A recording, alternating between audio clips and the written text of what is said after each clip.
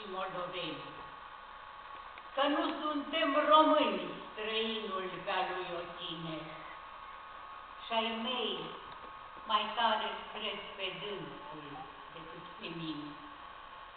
Basarabie cu jale, Basarabie de pe deal și de pe vale, Basarabie încălcită-ți este viața, Basarabie. În mine au dat și moldovenii necreștinește, și-s fericit că-n ei românul tot mai trăiește. Ei tot spun că nu-s români și lacrimi în piept frământă când un fărcaș sau Vicoveanca sau Gheorghe cântă. Basarabie cu jale, Basarabie de pe deal și de pe vale, Basarabie încălcită-ți este viața, Basarabie.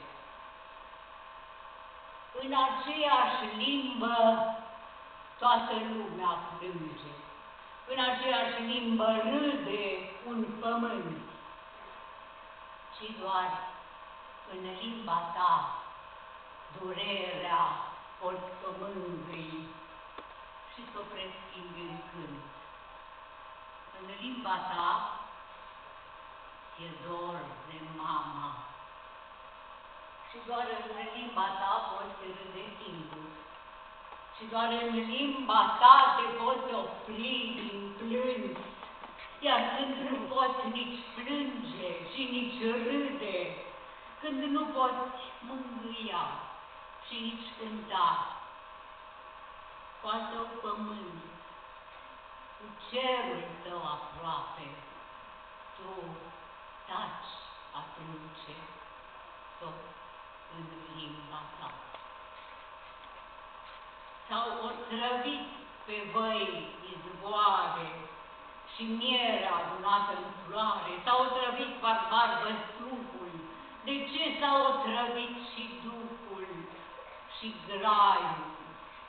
Sculați-vă, sculați-vă din somnul cel de moarte, salvați-vă, salvați-vă prin limbă și prin carte. S-a otrăvit privighetoarea și firul ploii și ninsoarea, s-a otrăvit barbar văzduhul. De ce s-a otrăvit și duhul? De ce și graiul?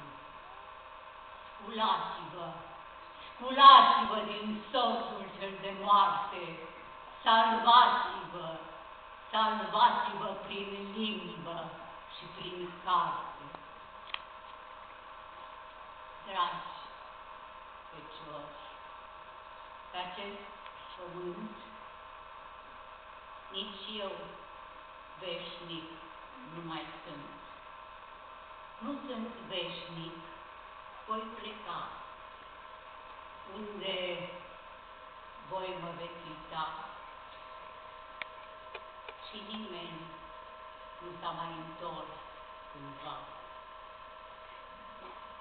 M-au gândit iubinele, m-a iubit și binele.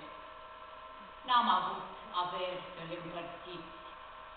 Vă las numai visul meu la care am trudit din greu. Între voi pe-a vieții scări să nu fie supărări, că zilele pe pământ așa de puține sunt.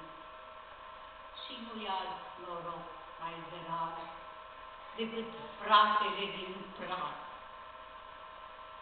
Mă pot duce în păcat lângă doină și izvor, lângă doină și izvor.